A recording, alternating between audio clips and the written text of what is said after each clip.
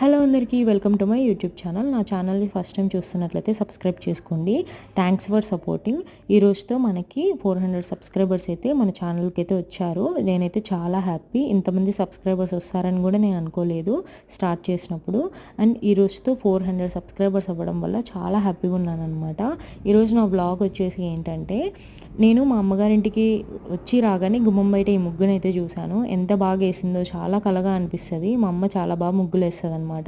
So చాలామంది నన్ను అడిగేవాళ్ళు, నీకు ఈ ఆర్ట్ టాలెంట్ అనేది ఎలా వచ్చింది, ఏమైనా నేర్చుకున్నావా అని. నేను ఎక్కడ ఏం నేర్చుకోలేదండి.